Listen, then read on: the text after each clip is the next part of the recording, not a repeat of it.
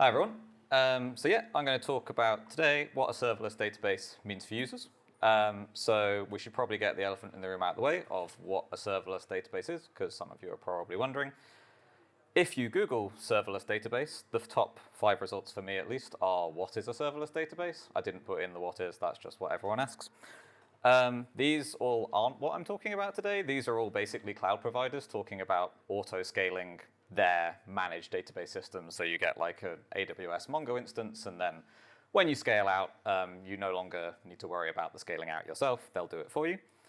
That's not what we mean. So what do I mean? So when you think about a database, what you're probably thinking about is you have your machine. You send your request to a big beefy server or cluster of servers. That sends, it works out what you need, retrieves some data from some storage somewhere, and then the server feeds back to you the data.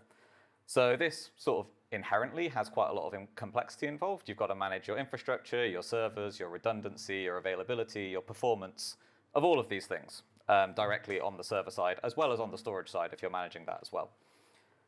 So if you take the server component out, what are you left with? So pretty simple. Machine talks directly to object storage. No big beefy server in the middle. Any key value store will do in our case. And yeah, you just go and fetch your data directly. So what problems does this solve? So storage providers, so Amazon S3 is kind of the canonical example, but there are lots out there. They've spent loads of time making sure that your data is always highly available, that you can retrieve it quickly, depending on how much you're paying them. And that it scales horizontally. So as you hit more and more requests to the same files, that you don't experience any slowdown from any particular client. Another advantage is that it's easy to set up, right? So you don't need to go source a server and set it up and then talk to your infra team about racking it and all that sort of thing. Your machine is talking directly to your storage. So it's much easier to trial new things that are not server-based.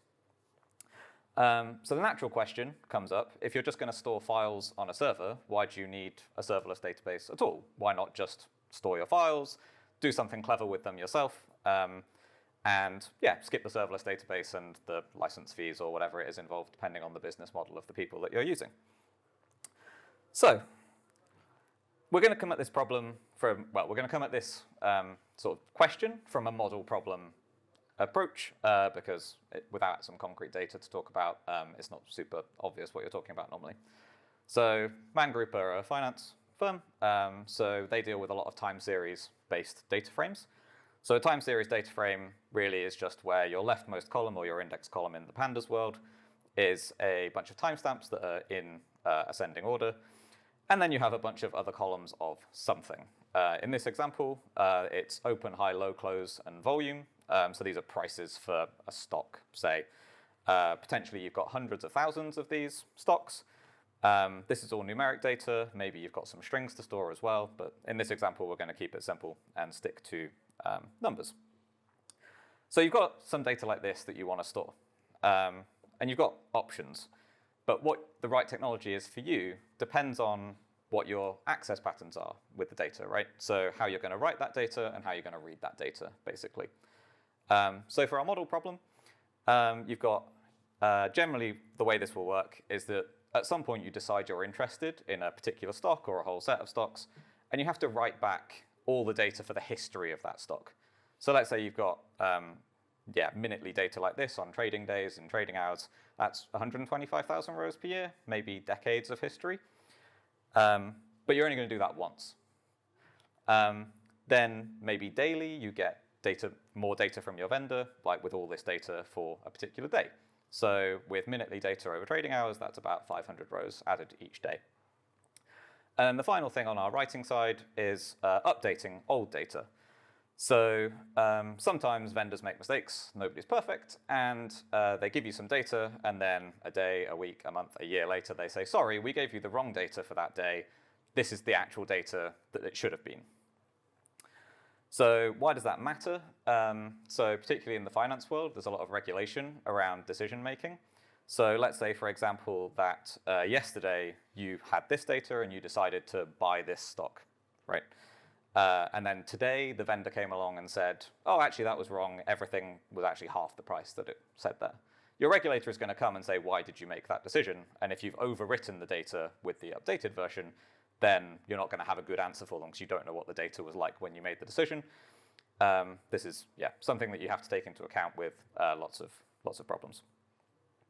And then our reading pattern. So one pattern, obviously, is reading all of the data for a particular security. So for 2 decades worth of minutely data, you're looking at 2.5 million rows, which is not massive, but we'll make it bigger later.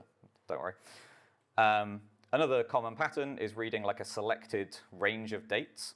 So in time series data, normally, particularly if you've got like secondly data or microsecondly data or whatever, you can't read the whole thing into memory. You only care about a sub-date range of that data. So you want to be able to give it a start timestamp and an end timestamp and just get all the rows in between those 2 timestamps. And the range of that timestamp could be anything, days, months, years, whatever, but probably not all of it. And the last one is reading the data as it was at a particular point in time. So this comes back to the regulatory aspect that I was talking about before, that if your data has been overwritten, you're not just appending, but you're overwriting earlier points, then you probably want to be able to go back and say, for this given row, how did it look yesterday, last week, last year, when a decision was taken? Finally, you care about your frequency of writes versus reads. So if you're going to be reading more often than writing, then maybe that's how you should decide how you store your data. Conversely, if you're writing more than reading, that's going to affect your choices as well. So in our case, reads are going to be happening much more frequently than writes. So that's our model problem. So reading the data as it was at a particular point in time is kind of tricky for a 35-minute talk. So I'm going to ignore that one, but discuss it a little bit at the end in terms of options with what we're comparing. And what am I going to compare? So we're talking about file systems and why you would use a serverless database instead of just files. So Parquet is a pretty common solution in this space, although depressingly I've heard quite a few people today talking about the fact they still have CSVs for some of this sort of thing. HDF5 is another sort of option in this space, which has some features which make it kind of good for this problem, which is why I've included it, even though maybe it's a bit out of fashion these days. And ArcticDB is the serverless database that was referenced in the title. Other serverless databases are available, but they don't pay my salary, so we're going to talk about Arctic. As with any sort of experiment, you're going to have to make some choices. Actually, I should say I'm not an expert on Parquet or HDF5. In fact, I've been taught something about Parquet today by someone here that I'll reference at some point. I just went with what the pandas docs suggested to do in all these cases. So if in the questions at the end it's you've done it all wrong, I apologize in advance. So choices. I've done everything on a local SSD to eliminate any I/O discrepancies with a dodgy network for certain calls. I've used pandas for all the reading and writing of Parquet and HDF5 files. For Parquet, I used the PyArrow backend. I experimented with fast Parquet as well, and at least for this test case, PyArrow was faster. For HDF5, it has sort of 2 main formats you can store data frames in. One is its sort of default format, which it will do for any object, which is faster to read and write. But it also has a table format, so that supports appending and querying on column values, particularly index values, which is what we're going to be interested in here. So while it might be slower for writes and reads, it should be much faster for the appends and reading date range operations. I tested with a few different compression levels. It didn't seem to make any difference to the speed. Possibly that's because there was no network involved. So all the results are shown for compression level 5. For ArcticDB, I used, so ArcticDB is a client-side database that will work with a bunch of different key value stores. The one we use when we're just working on disk is called LMDB, which is just a file-based, memory map file-based key value store. And I used basically the master branch of ArcticDB because it has some experimental features in that aren't in a public release yet that I wanted to try out. So these numbers might not be representative of our latest release, but should be in the next one or maybe the one after that. I will point out that LMDB has a single writer lock. So the way ArcticDB stores data is to chop your big data frame up into smaller slices and then write them all in parallel. they won't be written in parallel with LMDB, whereas they would be with something like S3 or Azure Blob Storage. But our numbers still stack up okay, so I'm not too sad about this. Right, test environment, not particularly interesting unless you're trying to recreate the results.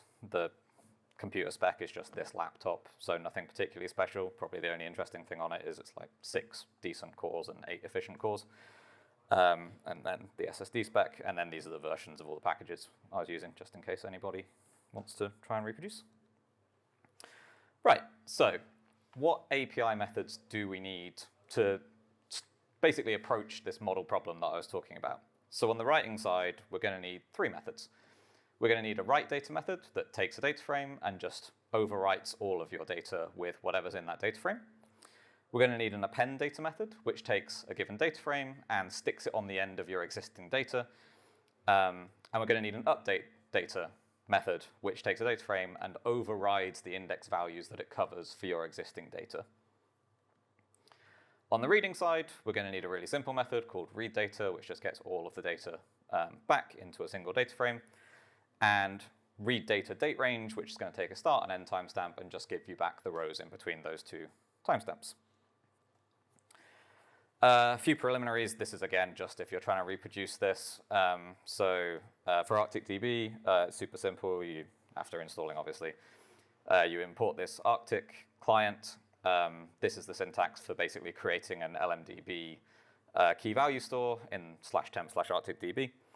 And then library is a concept we have to separate out like things that aren't related to each other. So you could have multiple libraries in a given key value store.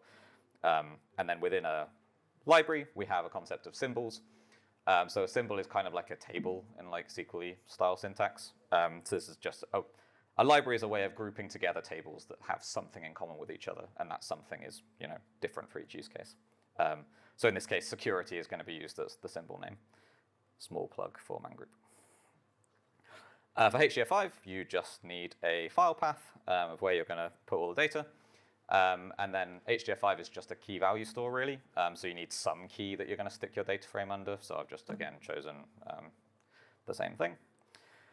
And then for Parquet, again, you can just use a single Parquet file, but I've also got a separate directory set up here for reasons that will become clear in a few slides' time. So what does this code actually look like? So part of the argument I'm going to be making for using a serverless database is that it abstracts away a lot of the complexity involved if you're going to hand roll this using files while maintaining performance. So not the case so far, because they all look pretty simple, actually. So HDF5, you get a context manager to your store, and you put your key, which is security, your data frame, and then you specify format equals table, which, as I said earlier, will allow you to append stuff to that and to query by date range, effectively.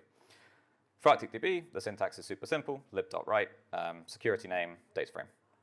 Parquet, data frame to Parquet, file path. So people are probably going to immediately look at that last one who has any experience with Parquet and say, that performance is going to suck for most of the operations you talked about, and I agree. So instead, we're going to have 2 different implementations of Parquet. So the one I just showed with a single file, you'd expect that to be super fast for writing and reading because it's just a straight write one file, read one file. And maybe quite good for the date range searching as well, actually, because you can do that at read time without actually reading all the data from disk. But Parquet has concept of partitioning. So it will do this for you. In pandas, it will do basically a hash-based partition. So if you have a column that you want to partition on and all the values are or you have a bunch of values that are the same as each other, Parquet will partition that for you. I tried that. It was slower than hand rolling it, which is what I've done here for some reason, and I don't understand why.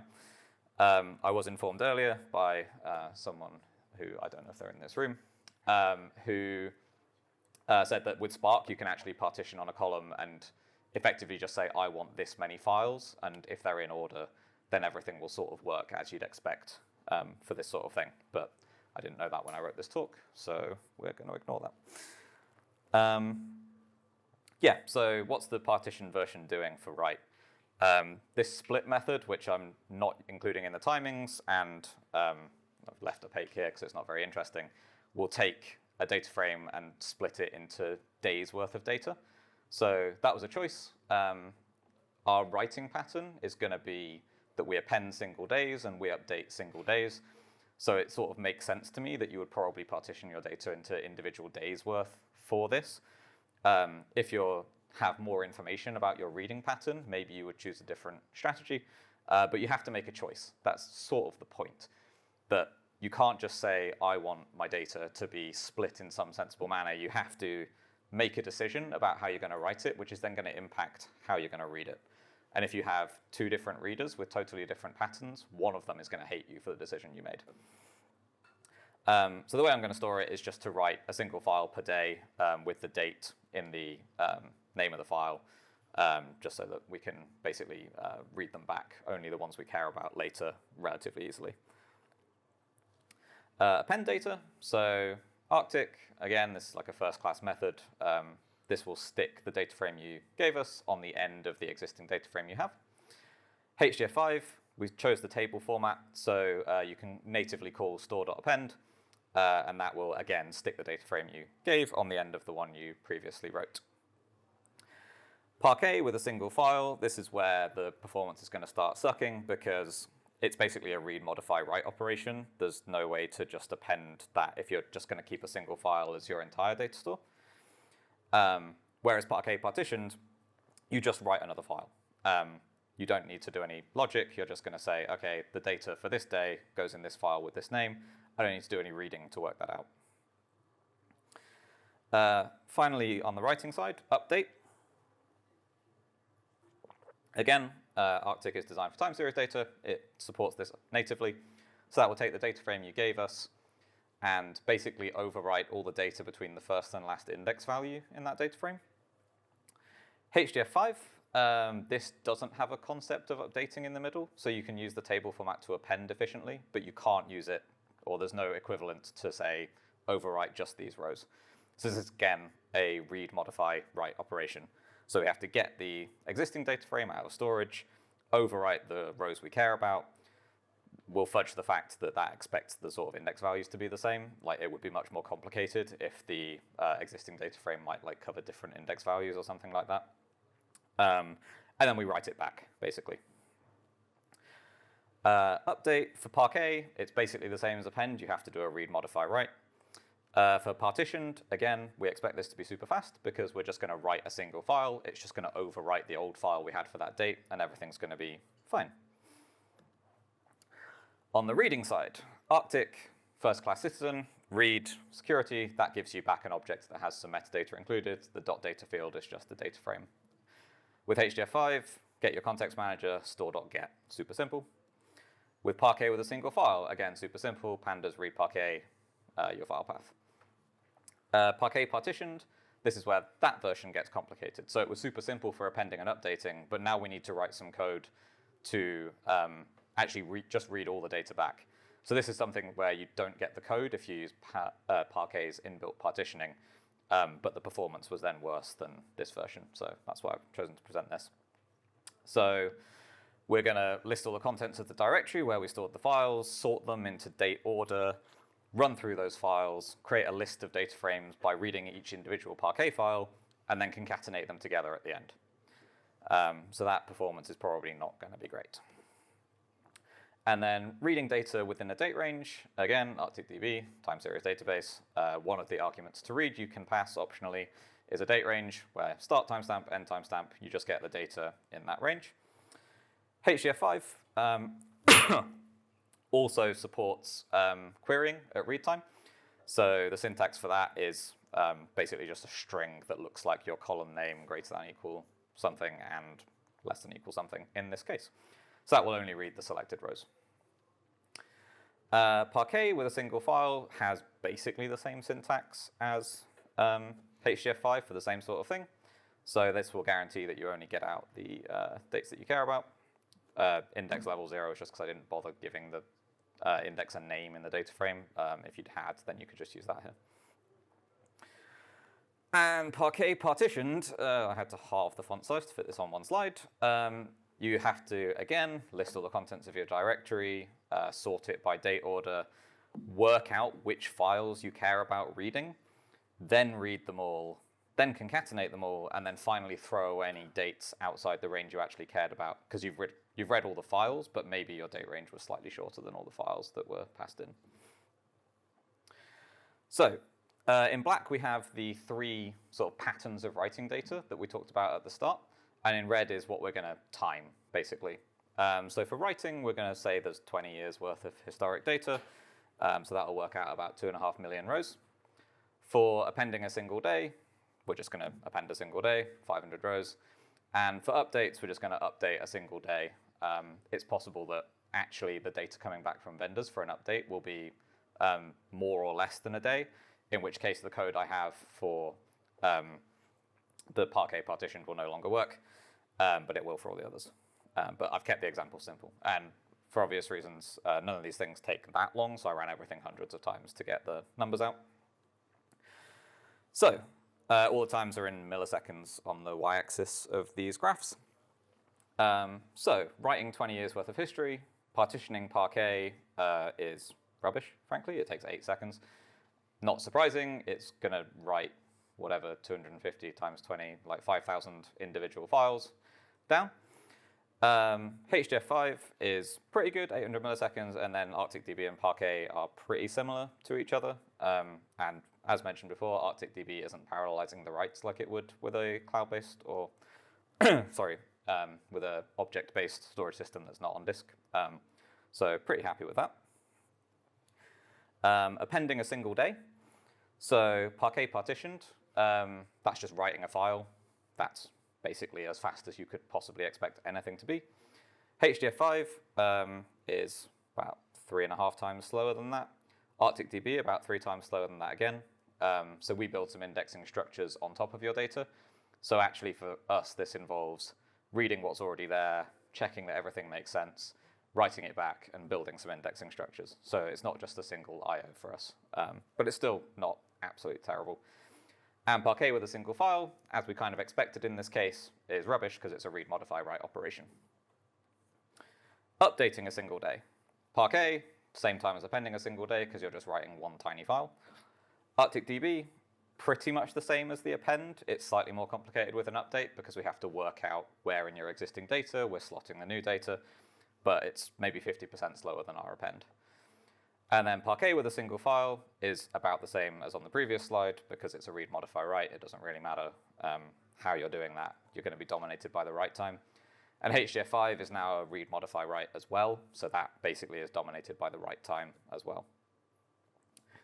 On the reading side, so sorry, I just got my 10-minute warning and that's totally throwing me off. The first pattern was reading all of the data. So we've got our 2 decades worth of data that we loaded in previously, so we're going to be reading 2.5 million rows. And then for reading a subset of the dates, we'll pick 2 wildly different sizes of range. We'll pick 1 day, because that should be pretty optimal for the way we chose to store data in Parquet partitioned. And we'll read a whole year, because that seems like a plausible thing people might want to do. So for reading all the data, Parquet partitioned, as expected, sucks because we've now got to read all of the files individually and then concatenate the results together. HDF5 works pretty well. It's about the same as its, it's about 10 times faster than its write performance. Parquet, twice as fast as HDF5. ArcticDB now parallelizes on the reads. So we've split our data frame into multiple objects in the key value store, and we're reading and decompressing all of those in parallel. So in this case, we're a bit faster than Parquet. Reading data for a whole year. Parquet partition still has to concatenate together 250 little files, so that's not great. HDF5 and Parquet on a single file are basically the same as each other because they both support like an inbuilt querying as you're doing the read. And ArcticDB is quite rapid for that use case. Reading data for a single day, ArcticDB, actually, it turns out that most of that millisecond is overhead. That's not to do with how much data you're retrieving, because it's not that much. So it takes about the same. HDF5 is actually really rapid for this, and I'm not totally certain why. Parquet partitioned, which should just be reading one Parquet file that's quite small, not like blazingly fast either. And then Parquet with a single file, it doesn't care whether you're reading a day or a year. It still takes about the same amount of time. So if we summarize all of those timings in an easy-to-read traffic light system, then what you find is that effectively all of the file-based options have at least one operation that is very slow compared to at least one of the other options. Whereas once you introduce a database component, we can be fast at all of those things. And actually, we decided that we were going to read more often than we were going to write. And in the reading side, we're much faster, or at least, well, we're faster than everything else in this example. And yeah, much faster in quite a few cases. And as with any data science application, you can always just say, what if there was more data? And yeah, see what the results are in that case. So now I've done 60 times more rows, so data every second of every trading day. These timings are now in seconds. And again, so I've applied the traffic light system again. But you can really see that sort of all the problems that were experienced by any of the particular implementations of HDF5 or Parquet with less data just got worse when you added more data.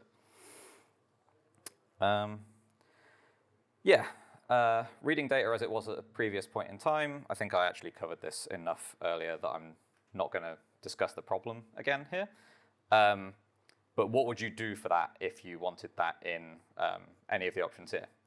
So ArcticDB, this is a first-class citizen. So we store every version of every symbol you write, unless you tell us not to. So we take an argument called as of, you give us a timestamp, and we'll give you the data back as it looked at that point in time. HDF5, I found that there is a versioned HDF5 option available. Unclear how well it integrates with pandas. You might have to do something a bit custom there. And for Parquet, you could create a new file each time with a timestamp representing when it was written. Then you're going to have a load of duplicated data on disk. You could do the same thing with partitioned files, but then you're going to have a load of logic to work out which version of each file you need to read. If you're doing this in an object store that supports object versioning, maybe you could leverage that, but then you're still storing loads of duplicated data. I couldn't come up with a nice way to do this in Parquet, which is part of the reason why in a 35-minute talk I left it out. Further considerations with any of these things. So HDF5 works really well on local file systems because it only reads like ranges of the file that you care about. I can see how you would implement this with like ranged reads in the HTTP if you were storing it in S3, but it's not immediately obvious to me that any client natively supports that, and it's quite a lot of logic then that you're going to have to be really intimately aware of how the HDF5 file system works to write that. HDF5 over the network is available in something called HSDS, but this just reintroduces a server component, which we decided at the start we're not comparing to in this case. For string data, HDF5 only supports fixed width strings. So the first time you write something, you need to know the maximum width any string is going to be in that column for the rest of time. And if you got it wrong, you have to do a complete rewrite. And schema-wise, the appending data frames have to be like exactly the same column names and types when you append them. This are all things that are not applying to ArcticDB. So we are basically targeting like S3 as your blob storage as like a first-class citizen. LMDB is just good for testing locally. String data is completely dynamic. We don't care how long your strings are. They can keep changing. And we also have a dynamic schema option where if you want to append something that has completely different columns, or all the same columns plus one extra one, or all the same columns minus one, or the same columns and it's still numeric data, but it's a different numeric type because your user didn't care, that will just continue working without throwing exceptions. For Parquet, the partitioned example was super performant for quite a lot of the use cases, but it required quite a lot of logic on the client side.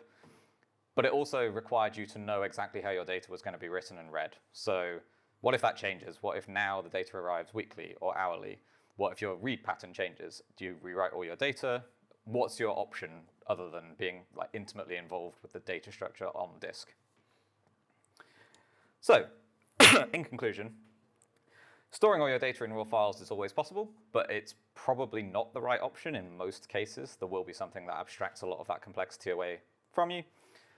ArcticDB has comparable or better performance than the alternatives discussed here on local storage, but also just scales really easily to something like S3 in the cloud. It abstracts away all of the complexities of dealing with raw files, but also has extra flexibility and inbuilt versioning and lots of other nice things that you might want to use.